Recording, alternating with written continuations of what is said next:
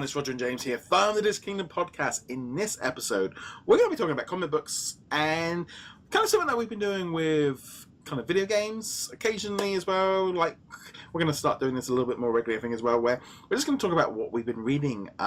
If you've been following over at DisKingdom.com in the last couple of months, I mean, we've been doing like reviews for comic books for a while for like the Disney side of things, but I kind of branched out the last couple of months because I was kind of reading a few anyway, so it kind of made more sense where, you know, I'm reading a lot more comic books, and obviously James, your whole website, I have a whole website. Yeah, just talk about comics occasionally, sometimes when I feel like it. Yes. You know, there's a lot going on, and sometimes it can be a little bit overwhelming. And yes, it can be a little bit intimidating, especially, but as someone that grew up buying comics, is a little bit, I don't have that stigma to it, but I did actually think, while I was driving around the other day, going, could almost do like a story where like how do we improve comic books? So we're going to do that one, something else later on. But for this one here, what have you been sort of reading lately? I'm just going to stick with kind of the Marvel comics on here because my comic reading breadth is very wide, and it would take the entire podcast just to list out what I'm reading. But right now I'm reading the Avengers No Surrender. It's not really a crossover because it's all happening in one book, but they canceled a bunch of books so they could have it all going at once. We'll talk a bit about that. I've been reading pretty much everything with the Star Wars brand on it. So the regular Star Wars book, Poe Dameron, Darth Vader, Forces of Destiny, Star Wars Adventure, all that fun stuff. And then last but not least, I'm reading the Phoenix Resurrection, and I'm not really enjoying it, but I'm kind of pushing through it because I want to see how the Jean Grey story ends and leads into X-Men Red, which will be starting up next month or the month after. X-Men Red. The title is ridiculously dumb. Now we've got X-Men Gold, Blue, and Red. Yeah. The title tells you nothing about the book. Yeah, and I'm going to be honest, that's a little bit like for me, I'm just like, no, I'm not sure I'll carry. I will read Red because I like the cast and I like Jean Grey. The first comic I ever read was X-Men number 28, and that's not the 1960 series, that's the 1990 series. But it was an issue in which Jean Grey just beats the snot out of Sabretooth, and ever since then I was like, this is my favorite character. So I'm going to check out X-Men Red, but the title is stupid. Yeah. So mine was Dandy with Desperate Dan and Banana Man. So I know about Dandy. That's probably why I like pie and banana. I can't really hold that against you, honestly. But as far as like what I primarily focus on Marvel. I don't dabble with the DC. There's just too much Marvel. I obviously read like the Disney comic books as well that come along. Though I tend to leave most of like the classic stuff and the new old things to one of our other reviewers, Matt. He does a lot of like the Disney, like for some. I tried reading them, but sometimes it was just like this is it. Whereas the Marvels, I think, a bit aimed a bit higher. But that's kind of the issue for that one. But we always cover all of them each week. Sometimes even now I'm kind of throwing in a few Fox things like Planet of the Apes, which there's a new mini-series that just started with, like, it's a 6-part series of Planet of the Apes, which I read the first issue, and I was like, actually, I'm enjoying this because this feels fresh. Like, okay, yeah, it's based on a 60s movie. But it's like, I think sometimes when you read some superhero, sometimes having something completely away from that actually helps. That's actually a very important point when it comes to comics. When you think comic books, especially here in America, the thought is Superman, men with their underwear on the outside of their pants and giant capes and, you know, the big chiseled chest, and then women with just absurd proportions and all that stuff.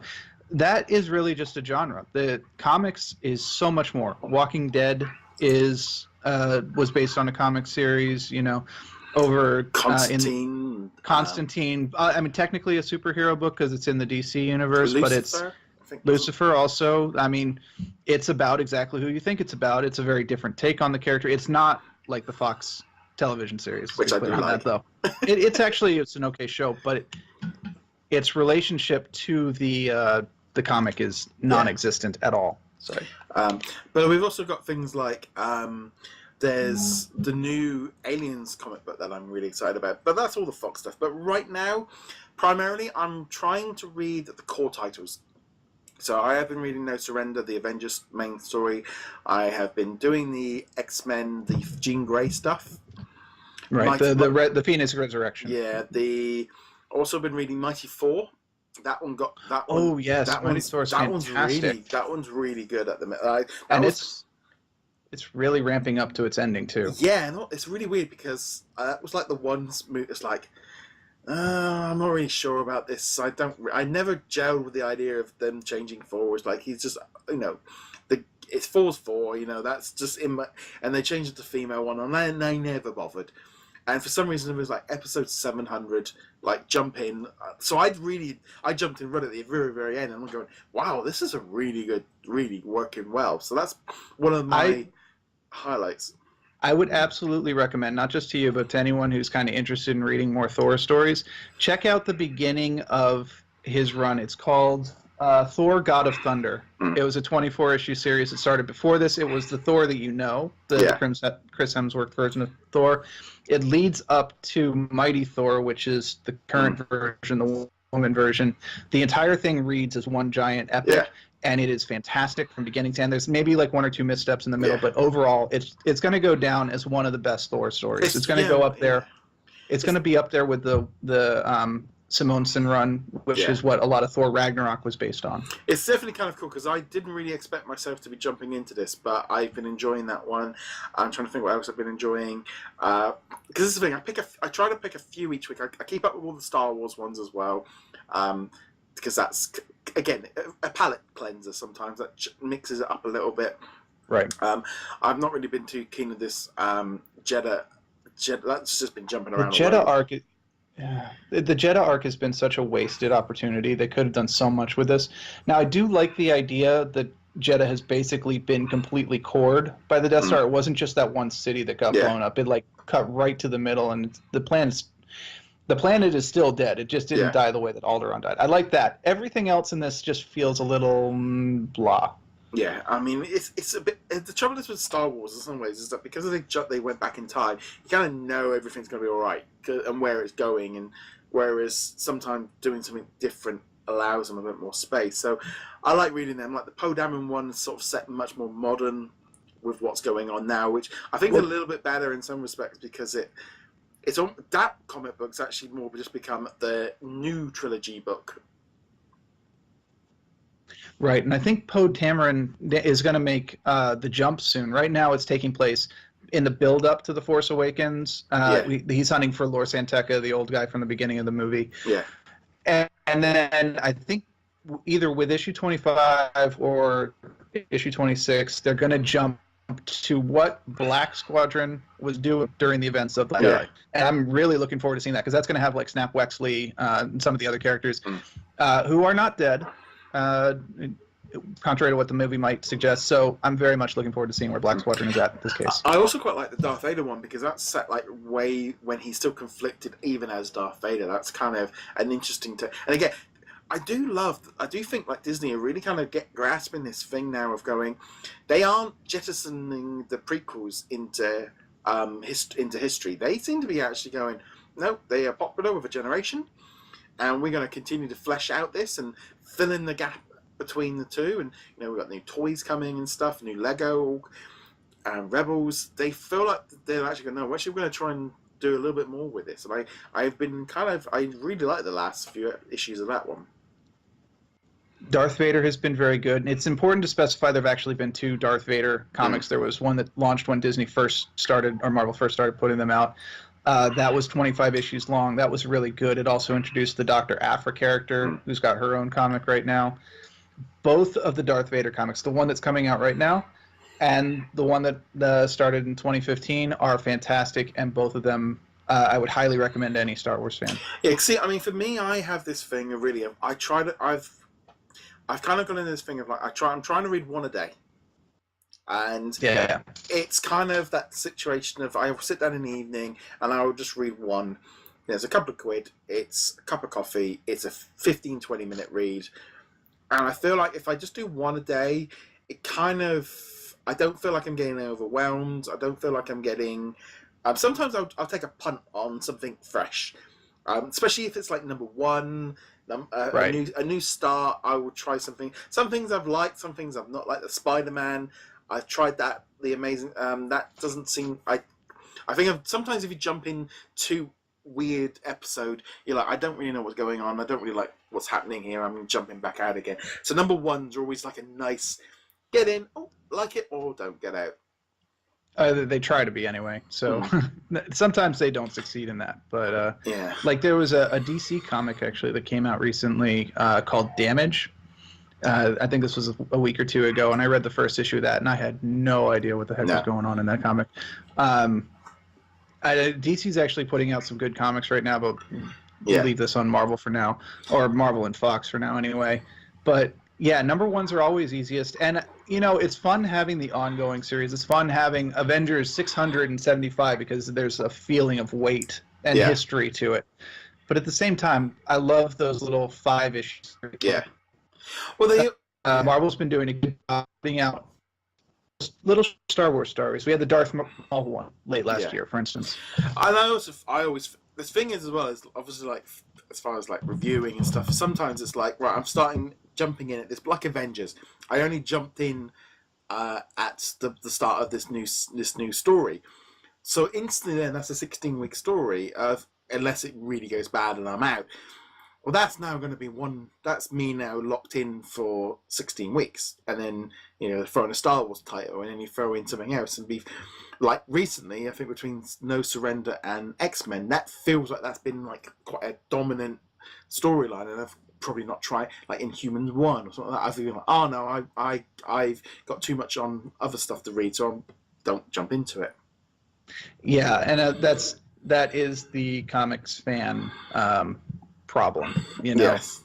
There's so much coming out. What do you pick? What do you choose? What do you stick with? What do you drop? All that fun stuff. And people with the gotta catch 'em all attitude, with that Pokemon gotta get 151 or 900, whatever the current count is at, comics might not be for you, because there are some comics that have been running for a very long time. Action Comics over at DC is going to hit issue number 1000 in just a couple months.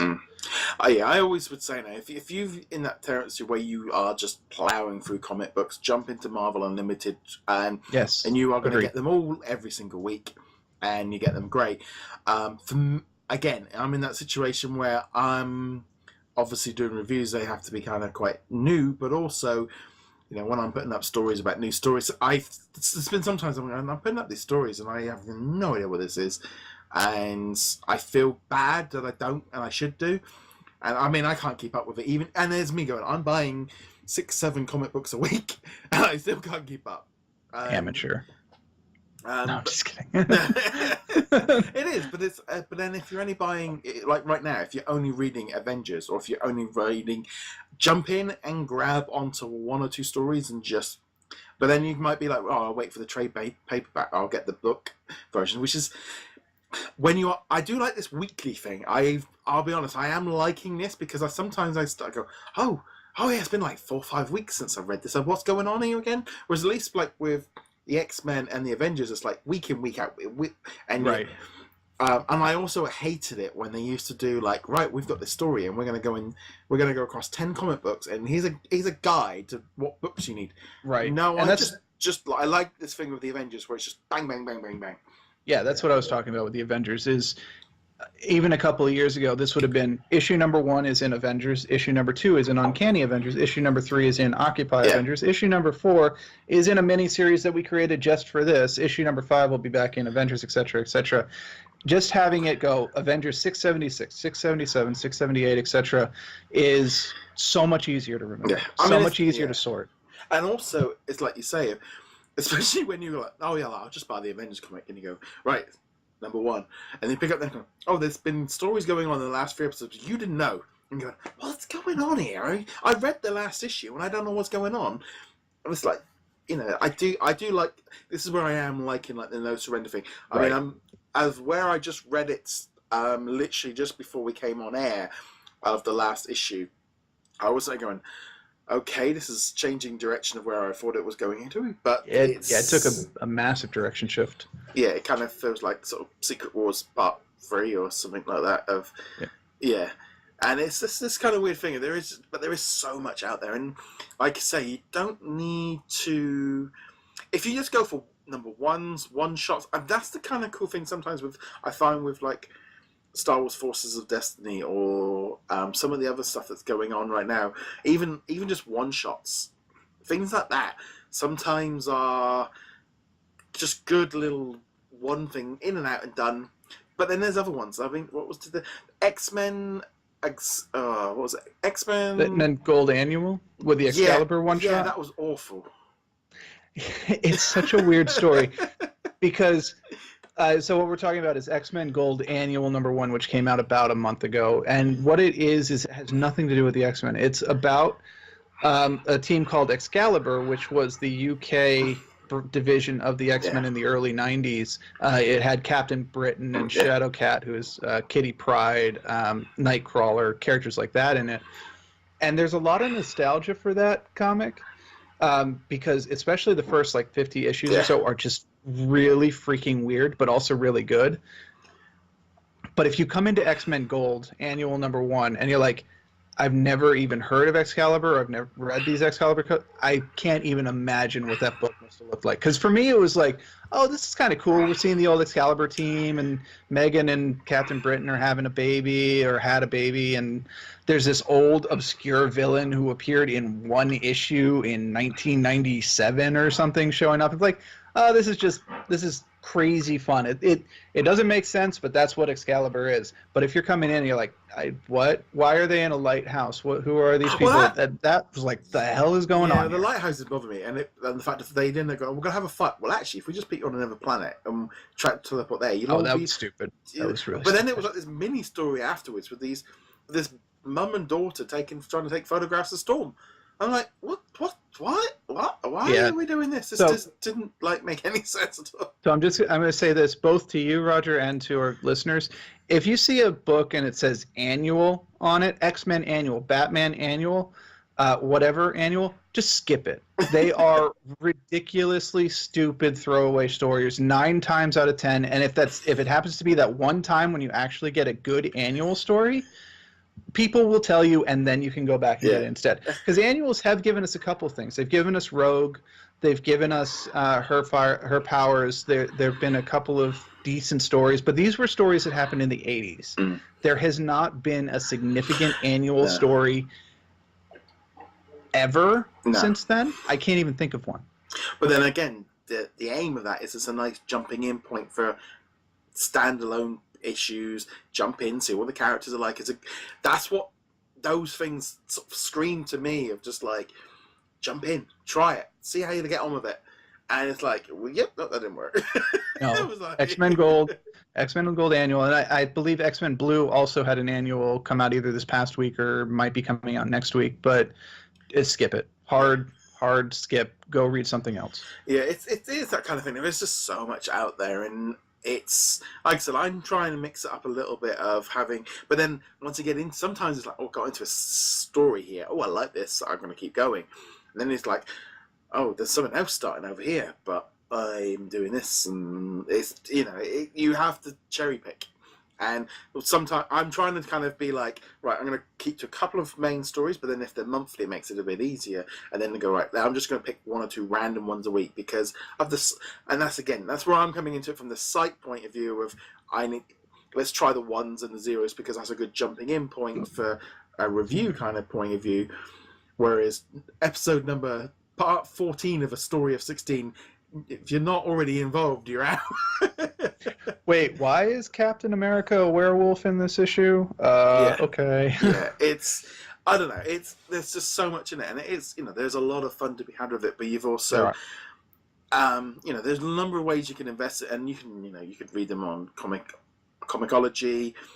I still think, are they available on like Google Play and iTunes? Actually, most of them are, and Comixology is owned by Amazon, but you can also buy them directly on Amazon. Also, I would recommend if you're reading the Marvel comics, check out Reddit/r/comic codes, with an S on the end, no space or underscore between them, you can normally find some pretty good deals on recently-ish released Marvel titles for less than cover price. Yeah, I mean, it's legal, by the way. Just because you're buying the digital copy. Right, yeah. Because obviously everyone gets one. Because that's why I've just stopped buying physical, because I've got no... And I just view them as a disposable medium that can just be like watching the news or something like that. I like buying them I prefer buying them on Amazon because they just link up to my Comicology. And I don't know, it's just Amazon's... Again, but they hide it all, so it's too much on Amazon sometimes. I will say, having used both the American and the UK Amazon, the Amazon UK, for some reason, they do hide your comics. I have no idea why. I have looked for a title by its exact name. Yeah. They're like, did you actually mean this coffee maker? I'm like, what? Yeah. No. The Amazon US site is actually much better about it. If you type in, like, Action Comics number 995, it should be the first hit. Yeah. I mean, I always find it's a lot easier than... I stopped buying it through Marvel's own site because and not only that, it was the price. They were trying to charge £4 for a digital copy, whereas Amazon's like £2.20 or £2.50. A bit of a difference. And like I say, if you're buying one a day, it's equivalent of a coffee. I mean, you might only buy a couple. There are other ways of reading stuff, but you know, if you're on a budget, go unlimited. It's going to cost you £10 a month. That's like one comic. If you read one comic a week, you're going to get your money's worth. I agree. And that's it, really. Let us know in the comments below, what are you reading and what are you enjoying right now. I'd love to know, getting feedback to this. It's that kind of thing as well of like, you know, you read these things like with like book clubs and all the rest of it, but everyone's reading so many different stuff with this stuff. We'd love to know what you guys are thinking. You can get in touch with us over at DisKingdom.com, all the different social medias. James, where can they find you? Find me heroiclegacy.com, and I'll throw out one quick question for y'all, the readers. If you could pick any one Star Wars character to have his own little one-shot comic book, who would you pick? Jar Jar Binks. Absolutely. Absolutely. I want an origin story. Yeah, and if you're into comics and stuff, definitely check out both sites, because we'll both put up reviews. Sometimes even the same comic, but sometimes different views as well. We had some very different views on Phoenix Resurrection, I think, actually. Yeah, I think mine's going down as I'm getting into then we're starting to have the same view on that one. But on that note, guys, thank you very much for joining us. We'll be back soon. Later.